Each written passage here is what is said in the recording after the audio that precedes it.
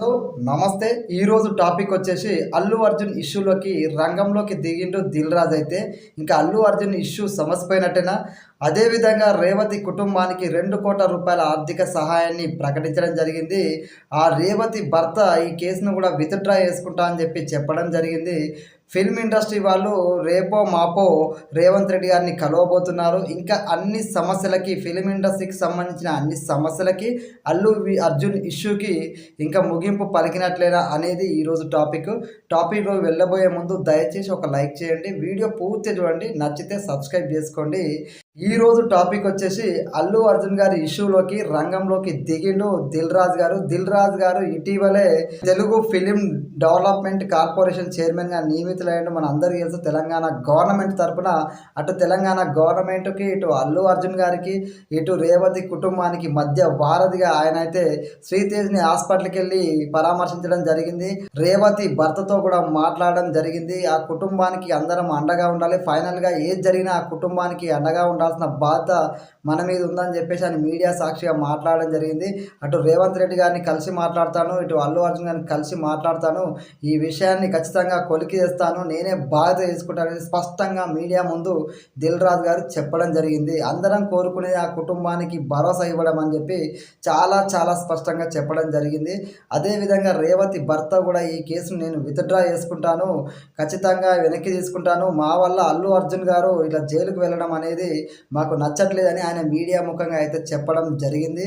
అదేవిధంగా ఈ ఏదైతే పుష్ప టీం ఉందో వాళ్ళందరూ కలిసి 2 కోట్ల రూపాయల ఆర్థిక సహాయాన్ని శ్రీతేజ్కి ప్రకటించడం జరిగింది. అల్లు అర్జున్ గారు ₹1 అదేవిధంగా నిర్మాతలు ఆ మైత్రి మూవీస్ వాళ్ళు ₹1 అయితే ప్రకటించడం జరిగింది. స్వయంగా అల్లు అరవింద్ గారే హాస్పిటల్కి వెళ్ళి శ్రీతేజ్ని పరామర్శించి మీడియా ముఖంగా చెప్పడం జరిగింది.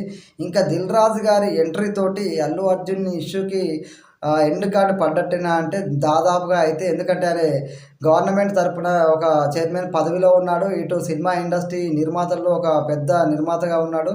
రెండు వైపులా మంచి సయోధ్యను కూర్చే దమ్ము దిల్ రాజుకు ఉంది. కాబట్టి ఖచ్చితంగా ఈ విషయానికైతే ఎండ్ కార్డు పడే అవకాశం దాదాపుగా కనిపిస్తుంది. అదేవిధంగా సినిమా ఇండస్ట్రీ వాళ్ళ నిర్మాతలు, హీరోలని తీసుకొని రేవంత్ రెడ్డి గారిని కల్పిస్తాను రేపో మాపో అని ఆయన చెప్పడం జరిగింది. ఇవన్నీ జరిగితే మాత్రం ఇప్పటిదాకా ఉన్న సమస్యలన్నీ తొలగిపోతాయని భావించవచ్చు.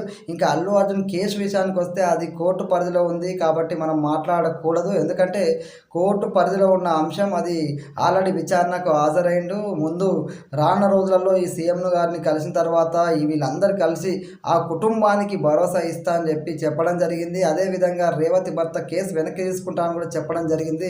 తర్వాత ఇవన్నీ పరిశీలించి కోర్టు కానీ, ఇటు పోలీసులు కానీ, ఇటు ప్రభుత్వం కానీ ఏ రకంగా ఈ విషయాన్ని ఎంత త్వరగా అయితే అంత త్వరగా సమసిపోయే విధంగానే చేయడానికి అవకాశం అయితే 100% ఉంది.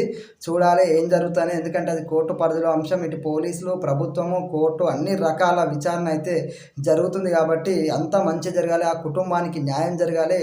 అల్లు అర్జున్ గారికి కూడా ఎంతో కొంత కొలికి వచ్చే విధంగా ఆయనకు కూడా కొంత ఈ కేసుతో అంటే పుష్ప సినిమా ఎంత పెద్ద విజయం సాధించినప్పటికీ ఆయన కూడా చాలా ఇబ్బందికరమైన పరిస్థితిని ఫేస్ చేస్తుండే. కాబట్టి అన్ని సమస్యపై అటు వాళ్ళైనా ఇటు వీళ్ళైనా అల్లు అర్జున్ కూడా జరగాలని కోరుకోడు. కాబట్టి అన్ని రకాలుగా మంచి జరగాలని, ఈ విషయం నిజంగా పొలిటికల్ హీట్తో పాటు ఇటు సినిమా ఇండస్ట్రీ దేశవ్యాప్తంగా పుష్ప 2 సినిమా అల్లు అర్జున్ అరెస్ట్ మొత్తం కుదేలు చేస్తుంది. కాబట్టి ఎంత త్వరగా అయితే అంత త్వరగా ఈ విషయం సమసిపోవాలని ప్రతి ఒక్కరు కోరుకుంటున్నారు.